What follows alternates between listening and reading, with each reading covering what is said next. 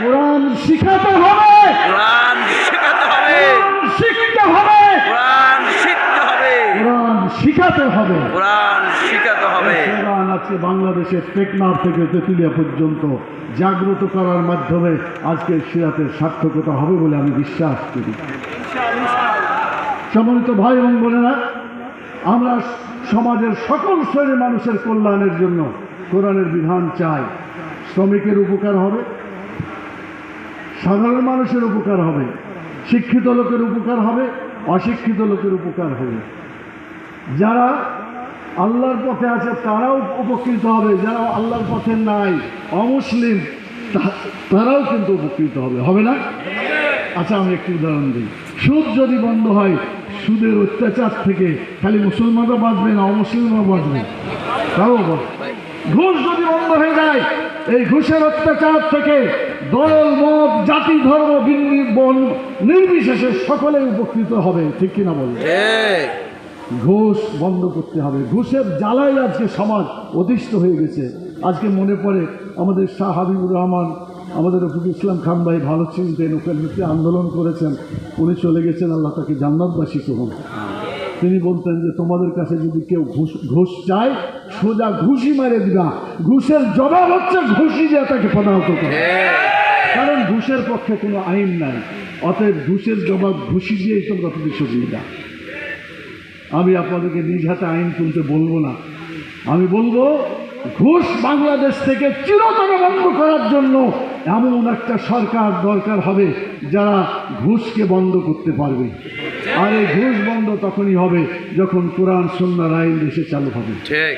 এটা চালু হওয়া ছাড়া হবে না। আমরা দ্বিতীয় স্বাধীনতা বলেছি। আচ্ছা, এটা যদি দ্বিতীয় স্বাধীনতা হয় তো প্রথমটা কি? প্রথম স্বাধীনতা। তো প্রথম স্বাধীনতার পরে দ্বিতীয় স্বাধীনতা কেন হলো? স্বাধীনতা বলতে যদি স্বাধীনতার সুফল পাওয়া বোঝায়, তাহলে প্রথম স্বাধীনতাতে জনগণ কোনো সুফল পায় নাই। মানুষের কাছে স্বাধীনতার সুফল ঘরে ঘরে পৌঁছে নাই।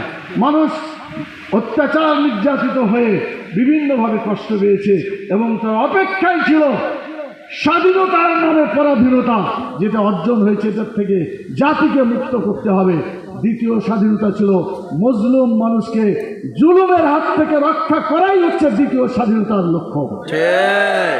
আমি বলি দ্বিতীয় স্বাধীনতাও জুলুম বন্ধ করতে পারবে না।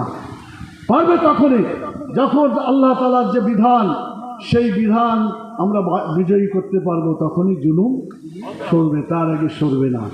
আপনারা কি দ্বিতীয় স্বাধীনতা পেয়েই সন্তুষ্ট, নাকি যে বিধান চালু করলে পারে রাসূল সাল্লাল্লাহু আলাইহি ওয়াসাল্লামের যে আদর্শ চালু করলে সত্যিকার অর্থে জুলুম বন্ধ হবে, সেই আদর্শকে প্রতিষ্ঠা করার জন্য এই আন্দোলন চলছে, আরো চলবে ইনশাআল্লাহ। আন্দোলন থামবে না যতদিন পর্যন্ত ইখরাজুল ইবাদ মিন ইবাদাতিল ইবাদ ইলা ইবাদাতিল্লাহ, অর্থাৎ মানুষকে মানুষের গোলামি থেকে টেনে বের করতে হবে এবং আল্লাহর গোলামির দিকে নিয়ে আসতে হবে। যেদিন মানুষ মানুষের গোলামি থেকে মুক্ত হতে পারবে, আল্লাহর গোলাম হতে পারবে, সেদিন এই পূর্ণভাবে সফলতা আমাদের আসবে ইনশাআল্লাহ। সেদিন বৈষম্য থাকবে না, সেদিন মানুষের উপর জুলুম অত্যাচার হবে না। সেই জন্য রাসূল সাল্লাল্লাহু আলাইহি ওয়াসাল্লামের পদ্ধতি মাফিক রাষ্ট্র পরিচালনার জন্য এখন থেকে আপনারা কাজ করবেন, আমি কি আশা করতে পারি? ইনশাআল্লাহ। মাল দিবেন, জান দিবেন। অনেকে স্লোগান দেয় জিহাদ করো জান মাল দিয়ে, তা আপনি আগেই জান দিলে পারে, আর কি মাল দেওয়ার চান্স থাকলো? কি করতে হবে? আগে কি দিতে হবে? এই মাল যা মানুষকে উদ্বুদ্ধ করতে হবে। রাসূল সাল্লাল্লাহু আলাইহি ওয়াসাল্লাম যেভাবে সাহাবায়ে কেরামকে জিহাদের ময়দানে মাল কুরবানি করার জন্য উদ্বুদ্ধ করেছিলেন, আজকে বাংলাদেশের টেকনাফ থেকে তেঁতুলিয়া পর্যন্ত তাদেরকে বলতে হবে জুলুমের হাত থেকে যদি বাঁচতে হয় মুহাম্মদুর রাসূলুল্লাহ সাল্লাল্লাহু আলাইহি ওয়াসাল্লামের সেই আদর্শ বাংলাদেশে প্রতিষ্ঠা করতে হবে। সেই আন্দোলন এবং সংগ্রামের আমি আহ্বান জানিয়ে কথা সংক্ষিপ্ত করতে চাই, কারণ আপনাদের কাজ আছে।